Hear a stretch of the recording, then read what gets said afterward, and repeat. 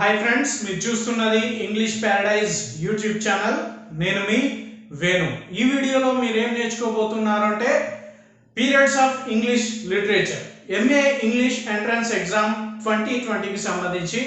So కొన్నిసార్లు ఏం చేస్తారంటే ఏ పీరియడ్ ఏ సంవత్సరంకి సంబంధించింది అని ఇంగ్లీష్ లిటరేచర్లో అడగడం జరుగుతుంది. సో మనం క్విక్గా ఇంగ్లీష్ లిటరేచర్లో ఎన్ని పీరియడ్స్ ఉన్నాయి, అది ఏ పీరియడ్ ఏ సంవత్సరం నుంచి ఏ సంవత్సరం వరకు అనేది మనం చాలా క్విక్గా ఈ వీడియోలో నేర్చుకోబోతున్నాం. సో ఈ వీడియోలోకి వెళ్ళడానికి ముందు మీరు ఏం చేయాలంటే, ఇంతవరకు నా యూట్యూబ్ ఛానల్ కనుక మీరు సబ్స్క్రైబ్ చేయకపోతే ఇప్పుడే సబ్స్క్రైబ్ చేసుకోండి, ఇలాంటి మరిన్ని మంచి వీడియోస్ కోసం. రైట్ ఫ్రెండ్స్, మనము వీడియోలోకి వెళ్దాం. సో మన వీడియో దేని గురించి? Periods of English literature quick view. So English లిటరేచర్లో ఎన్ని పీరియడ్స్ ఉన్నాయి, అవేంటి, ఏ సంవత్సరం నుంచి ఏ సంవత్సరం వరకు ఆ ఇంగ్లీష్ పీరియడ్ ఉంది అనేది మనం నేర్చుకుంటాం. సో నెక్స్ట్ ఫర్దర్ వీడియోస్లో నేను ఏం చేస్తానంటే, ఒక్కొక్క పీరియడ్లో ఇంపార్టెంట్ రైటర్స్ ఎవరు, సో ఈ పీరియడ్ యొక్క క్యారెక్టరిస్టిక్స్ ఏంటి, ఆ పీరియడ్లో ఏ రచన, దట్ మీన్స్ ప్రోజా, డ్రామానా, నావలా, పోయిట్రీనా డెవలప్ అయిందా, సో అదేంటి, వీలైతే ఇంపార్టెంట్ బిట్స్ ఈ పీరియడ్కు సంబంధించి పీరియడ్ వైజ్గా ఇంపార్టెంట్ బిట్స్ చెప్పే ప్రయత్నము చేస్తాను. రైట్ ఫ్రెండ్స్, మనం టోటల్ ఇంగ్లీష్ లిటరేచర్ పీరియడ్స్ 10 ఉన్నాయి. రైట్, సో 10 పీరియడ్స్ ఉండడం జరిగింది ఇంగ్లీష్ లిటరేచర్లో. సో ఫస్ట్ వన్ చూద్దాం. సో ఇంగ్లీష్ లిటరేచర్లో ఉన్న ఫస్ట్ పీరియడ్ ఏంటి? ఓల్డ్ ఇంగ్లీష్ లేదా దీన్నే ఆంగ్లో సాక్సన్ పీరియడ్ అంటారు. సో ఓల్డ్ ఇంగ్లీష్ పీరియడ్ అనవచ్చు, దీన్నే ఇంకేమంటారు? Anglo Saxon period. సో ఈ old English or Anglo Saxon period ఏ సంవత్సరం నుంచి ఏ సంవత్సరం వరకు ఉంది అంటే 1450 నుంచి 1066, 450 సంవత్సరం నుంచి 1066 సంవత్సరం వరకు ఉన్న పీరియడ్ ని మనం ఇంగ్లీష్ లిటరేచర్ లో ఓల్డ్ ఇంగ్లీష్ పీరియడ్ అని అంటాము, లేదా ఆంగ్లో సాక్సన్ పీరియడ్ అని అనడం జరుగుతుంది. రైట్, రెండో పీరియడ్ చూద్దాం. సో రెండో పీరియడ్ ని మిడిల్ ఇంగ్లీష్ పీరియడ్ అని అంటారు. సో లిటరేచర్ లో మిడిల్ ఇంగ్లీష్ పీరియడ్. సో ఈ మిడిల్ ఇంగ్లీష్ పీరియడ్ ఎప్పుడు స్టార్ట్ అయిందంటే 1066 టు 1500. సో 1066 నుంచి 1500 సంవత్సరాల వరకు ఉన్న పీరియడ్ ని, ఇంగ్లీష్ లిటరేచర్ లో ఉన్న పీరియడ్ ని మిడిల్ ఇంగ్లీష్ పీరియడ్ అంటారు. మిడిల్ ఇంగ్లీష్ పీరియడ్ అని అనడం జరుగుతుంది. సో ఇక్కడ మీరు ఒకటి గమనించారు, ఇక్కడ ఏ సంవత్సరంతో ఒక పీరియడ్ ఎండ్ అవుతుందో అదే సంవత్సరంతో ఇంకొక పీరియడ్ స్టార్ట్ కావడం జరుగుతుంది. అంటే నేను ఈ వీడియోలో మీకు ఏమి ఇస్తున్నానంటే సీక్వెన్స్ ఇస్తున్నాను, ఒక వరుస క్రమంలో పీరియడ్స్ మీకు చెప్పడం జరుగుతుంది. మీకు గుర్తుపెట్టుకోవడం ఈజీ. ఫస్ట్ ఏమొస్తుంది? ఓల్డ్ ఇంగ్లీష్ పీరియడ్, దాన్ని ఆంగ్లో సాక్సన్ పీరియడ్ అని కూడా అంటారు. సో దాని తర్వాత ఏ పీరియడ్ ఉంది? Middle English period. సో ఇది 1066 నుంచి 1500 పీరియడ్ వరకు ఉన్న పీరియడ్ ని ఇంగ్లీష్ లిటరేచర్ లో మిడిల్ ఇంగ్లీష్ పీరియడ్ అని అంటారు. సో థర్డ్ వన్ చూద్దాం, ద రినైజెన్స్ పీరియడ్. రినైజెన్స్ అంటే నేను ఇంత ముందు కూడా చెప్పాను, పునరుజ్జీవం, దట్ మీన్స్ రీబర్త్.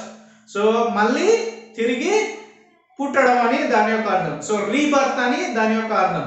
సో ఈ రినైజెన్స్ పీరియడ్ ఎప్పటి నుంచి ఎప్పటి వరకు అంటే 1500 టు 1660, 1500 సంవత్సరం నుంచి 1660 సంవత్సరం వరకు ఉన్న పీరియడ్ ని ఇంగ్లీష్ లిటరేచర్ లో ద రినైజెన్స్ పీరియడ్ అని అంటారు. దీన్నే పునరుజ్జీవం అని కూడా అంటారు.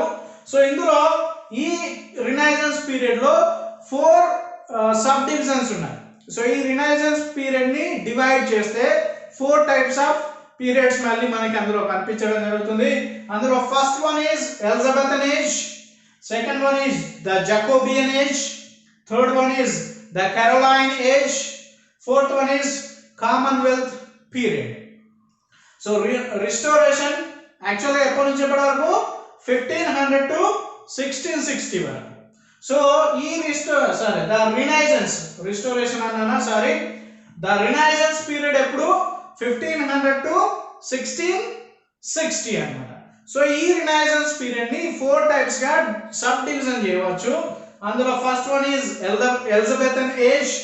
ఎలిజబెథన్ ఏజ్ ఎప్పుడు స్టార్ట్ అవుతుందట?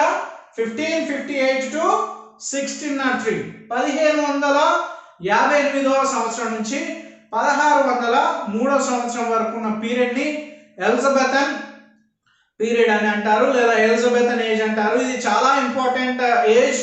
దేనికి సంబంధించి?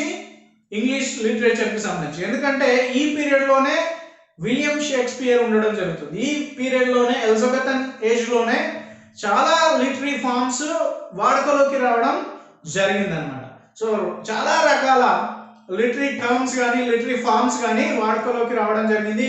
సో లిటరేచర్ ని ఈ పీరియడ్ లోనే ఎక్కువగా రాయడం జరిగిందనమాట. సో అది ఎలిజబెథన్ ఏజ్ 1558 టు 1603, రైట్. ఇలా సెకండ్ సబ్ డివిజన్ పీరియడ్ ఏంటి? అది ద జకోబియన్ ఏజ్. సో ఈ జకోబియన్ ఏజ్ ఎప్పుడు స్టార్ట్ అయ్యి ఎప్పుడు ఎండ్ అవుతుందంటే 1603 టు 1625, 1603వ సంవత్సరంలో ఈ జకోబియన్ ఏజ్ స్టార్ట్ అయ్యి 1625వ సంవత్సరంలో ఇది క్లోజ్ కావడం జరుగుతుంది, రైట్. నెక్స్ట్ థర్డ్ చూద్దాం. ఇందులో sub division the Caroline age. The Caroline age ఇది 1625 లో స్టార్ట్ అయ్యి 1625వ సంవత్సరంలో స్టార్ట్ అయ్యి 1649, 1649వ సంవత్సరంలో ఇది క్లోజ్ కావడం జరిగింది. సో 1625 టు 1649 పీరియడ్ ని ఏమంటారు ఇంగ్లీష్ లిటరేచర్ లో? ద కెరోలైన్ ఏజ్ అని అనడం జరుగుతుంది. మీకు ఈ విధంగా ఎగ్జామినేషన్ లో క్వశ్చన్స్ అడగడం జరుగుతుంది, రైట్. నెక్స్ట్ ఈ రినైజెన్స్ పీరియడ్ లో లాస్ట్ వన్ సబ్ డివిజన్ లో ద కామన్వెల్త్ పీరియడ్. ఈ కామన్వెల్త్ పీరియడ్ అనేది ఎప్పటి నుంచి ఎప్పటి వరకు? 1649 టు 1660, 1649వ సంవత్సరం నుంచి 1660 సంవత్సరం మధ్య కాలాన్ని ఏమంటారు? ద కామన్వెల్త్ పీరియడ్ అని అనడం జరుగుతుంది, రైట్. ఇది రినైజెన్స్ పీరియడ్ కు సంబంధించి. నెక్స్ట్ ఫోర్త్ వన్ ఉంది కదా ఇక్కడ చూడండి, the neo classical period. So neo classical period కూడా ఎప్పుడు స్టార్ట్ అవుతుంది? 1660 లో స్టార్ట్ అయ్యి 1785 లో ఇది క్లోజ్ కావడం జరుగుతుంది. 1660 లో స్టార్ట్ అయ్యి 1785 లో the neo classical period end కావడం జరుగుతుంది, రైట్. సో మిమ్మల్ని క్వశ్చన్ అడగచ్చు, 1660 టు 1785 మధ్య ఉన్న లిటరేచర్ లో ఉన్న పీరియడ్ ని ఏమంటారు అంటే నియో క్లాసికల్ పీరియడ్ అని అంటారు. సో ఈ నియో క్లాసికల్ పీరియడ్ ని కూడా 3 టైప్స్ మనం సబ్ డివిజన్ చేయవచ్చు, 3 రకాలుగా విభజించవచ్చు నియో క్లాసికల్ పీరియడ్ ని కూడా. సో ఏంటో చూద్దాం. First one is restoration age, second one is the Agustin age, third one age of Johnson. So మళ్ళీ ఒకసారి చూద్దాం. సో నియో క్లాసికల్ పీరియడ్ ని 3 టైప్స్ గా సబ్ డివిజన్ చేయవచ్చు మనం. First one is restoration age, second one is Agustin age, third one is age of Johnson. So restoration age అని ఏ కాలాన్ని మధ్యలో మనం రెస్టోరేషన్ ఏజ్ అంటాం దాన్ని అంటే 1660 టు 1700, 1660వ సంవత్సరం నుంచి 1700 సంవత్సరాల మధ్య పీరియడ్ ని ఇంగ్లీష్ లిటరేచర్ లో ఏమంటారంటే రెస్టోరేషన్ ఏజ్ అని అనడం జరుగుతుంది. గుర్తుపెట్టుకోండి, ఇది ఎక్కువ సార్లు అడుగుతుంటారు, గుర్తుపెట్టుకోండి, right. Next the Agustin age. So ఈ అగస్టన్ ఏజ్ ఎప్పుడు స్టార్ట్ అవుతుంది? 1700 టు 1750, 1700 సంవత్సరంలో స్టార్ట్ అయ్యి 1750 సంవత్సరంలో ఈ అగస్టన్ ఏజ్ క్లోజ్ కావడం జరుగుతుంది, రైట్. అది అగస్టన్ ఏజ్ కి సంబంధించి. నెక్స్ట్ థర్డ్ వన్ ఉంది కదా, age of Johnson. Age of Johnson అంటే జాన్సన్ ఉన్న కాలాన్ని, సో ఆయన రాసిన రచనలకి గుర్తుగా సో ఏం చేశారంటే ఆయన పేరు పెట్టడం జరిగింది ఆ ఏజ్ కి, ఏజ్ ఆఫ్ జాన్సన్. ఇది ఎప్పుడు స్టార్ట్ అయింది? 1750 టు 1798, 1750 సంవత్సరంలో నుంచి 1798వ సంవత్సరం ఉన్న కాలాన్ని ఇంగ్లీష్ లిటరేచర్ లో ఏమంటారు అంటే సో ఏజ్ ఆఫ్ జాన్సన్ అని అనడం జరుగుతుంది, రైట్. నెక్స్ట్ ఫిఫ్త్ పీరియడ్ చూద్దాం ఇంగ్లీష్ లిటరేచర్ లో ఉన్నది, ద రొమాంటిక్ పీరియడ్. ఇది కూడా చాలా ఇంపార్టెంట్ పీరియడ్. సో ఈ పీరియడ్ లో కూడా చాలా రచనలు రావడం జరిగింది. సో చాలా మంది రొమాంటిక్ అనగానే డిఫరెంట్ ఆలోచన చేస్తారు. ఇక్కడ రొమాంటిక్ అర్థం ఏంటి? ఇక్కడ ఇంగ్లీష్ లిటరేచర్లో రొమాంటిక్ పీరియడ్ అర్థం ఏంటంటే ఈ పీరియడ్లో రచనలు చేసేవాళ్ళు, ఆథర్స్ కానివ్వండి, రైటర్స్ కానివ్వండి, పోయట్స్ కానివ్వండి, నావలిస్టులు కానివ్వండి, డ్రామాటిస్టులు కానివ్వండి, వాళ్ళకి మనసులో ఏదైతే అనిపిస్తుందో సో దాన్నే వాళ్ళు రాసేవాళ్ళు. సో అలా రాయడం వల్ల దీన్ని ఏమని పిలిచారంటే రొమాంటిక్ ఏజ్, ఆ రొమాంటిక్ పీరియడ్ అని పిలవడం జరిగింది. అంటే వాళ్ళ మనసులో ఏదో ఫర్ ఎగ్జాంపుల్ ఒక పోయెట్ ఒక పోయం రాశాడు, తన మనసులో ఏమైందో ఏం ఊహించుకున్నాడో అదే పోయం రూపంలో రాసేవాడు అన్నమాట. సో అంతకుముందు నియో క్లాసికల్ ఏజ్ ఉంది కదా, ఈ నియో క్లాసికల్ ఏజ్లో ఏంటంటే కొన్ని రూల్స్ అండ్ రెగ్యులేషన్స్ ఫాలో అవుతూ రాసేవాళ్ళు. ఫర్ ఎగ్జాంపుల్ సానెట్ అంటే 14 లైన్స్ ఉండాలి, దానికి రైమ్ ఉండాలి. సో అన్ని 12 లైన్లోనే రాయాలి, అంతకు మించి రాయడానికి వీలు లేదు. 12 లైన్స్ కాదు, 14 లైన్స్. సో 14 లైన్స్లోనే రాయాలి సానెట్, అంతకు మించి ఒక లైన్ కూడా ఎక్కువ రాయడానికి వీలు లేదు అన్నమాట. సో నువ్వు చెప్పదలుచుకున్న పోయం మొత్తము ఆ 14 లైన్స్లోనే రావాలి. కానీ అదే మనం రొమాంటిక్ పీరియడ్ కనుక వస్తే సో అలాంటి రిస్ట్రిక్షన్స్, కండిషన్స్ ఏమీ లేవు. సో ఫ్రీగా రాసేవాళ్ళు అన్నట్టు. వాళ్ళ మనసులో ఏదైతే వచ్చిందో, వాళ్ళు దేని గురించి అయితే రాయాలి అని అనుకుంటున్నారో సో దాని గురించి చాలా ఫ్రీగా, దట్ మీన్స్ ఏ రిస్ట్రిక్షన్స్ లేకుండా రాసే ఏజ్ని సో మనం ఇంగ్లీష్ లిటరేచర్లో ద రొమాంటిక్ పీరియడ్ అని అనడం జరుగుతుంది. ఇది చూడండి 1785 to 1832, ఇది కూడా చాలా ఇంపార్టెంట్. 1785లో స్టార్ట్ అయింది రొమాంటిక్ పీరియడ్. సో 1832లో ఇది క్లోజ్ కావడం జరిగింది, ఇది గుర్తుపెట్టుకోండి. రైట్, నెక్స్ట్ 6th వన్ చూద్దాం, the Victorian period. So the Victorian period ఇది 1832లో ప్రారంభమై 1901లో ఇది క్లోజ్ కావడం జరిగింది అన్నమాట. సో మళ్ళొకసారి చెప్దాం, ద విక్టోరియన్ పీరియడ్. సో ఈ పీరియడ్ 1832లో ప్రారంభమై స్టార్ట్ అయి 1901లో ఇది క్లోజ్ కావడం జరిగింది. ఆ మధ్య ప్రాంతాన్ని, ఆ మధ్య కాలాన్ని మనము సో ఏమంటాం, విక్టోరియన్ పీరియడ్ అని అనడం జరుగుతుంది. Next the Edwardian period. Next ఏంటి, ద ఎడ్వర్డియన్ పీరియడ్. సో ఇది ఎప్పుడు స్టార్ట్ అయిందంటే 1901లో స్టార్ట్ అయ్యి 1914లో క్లోజ్ కావడం జరిగింది. సో 1901 to 1914 సో మధ్య కాలాన్ని ఏమంటాం మనం, ద ఎడ్వర్డియన్ పీరియడ్ అని అంటాం అన్నమాట. నెక్స్ట్ 8th చూస్తే the Georgian period. So the Georgian period ఎప్పుడు స్టార్ట్ అయింది, 1910 to 1936. 1910లో స్టార్ట్ అయ్యి 1936లో క్లోజ్ కావడం జరిగింది. ఏదది, the Georgian period. Right, so 9th one చూద్దాం, the modern period.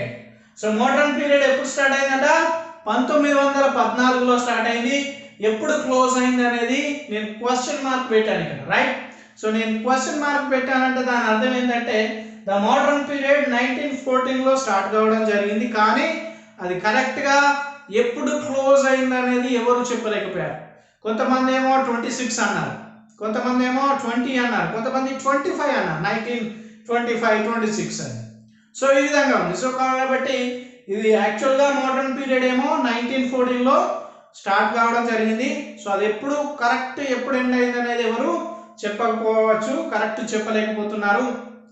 So present కాలంలో ఉన్నదాన్ని కూడా మనము మోడర్న్ పీరియడ్గా తీసుకుంటాం. అంటే స్టిల్ ప్రజెంట్ లేదా స్టిల్ నౌ ఇప్పటి వరకు జరిగిందాన్ని కూడా మనము మోడర్న్ పీరియడ్గా తీసుకోవడం జరుగుతుంది. అందుకనే దీనికి మనం ఏమి చెప్పలేము. నెక్స్ట్ లాస్ట్ వన్ చూద్దాం, the post modern period. The post modern period ఇది ఎప్పుడు స్టార్ట్ అయింది, 1945, 1945లో ఇది స్టార్ట్ అయింది. ఇది కూడా ప్రస్తుతం నడుస్తుంది.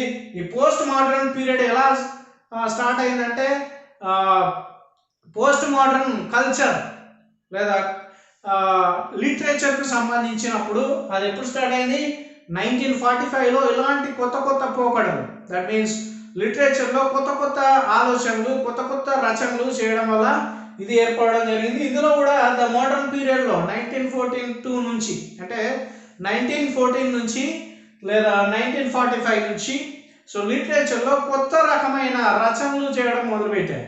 సో అందుకనే దీన్ని మోడర్న్ పీరియడ్ లేదా పోస్ట్ మోడర్న్ స్ట్రక్చరలిజం అని కూడా అంటారు. ఈ కాలంలో బాగా ఫేమస్ అయ్యి ఏమైందంటే ద పోస్ట్ మోడర్న్ పీరియడ్లో స్ట్రక్చరలిజం.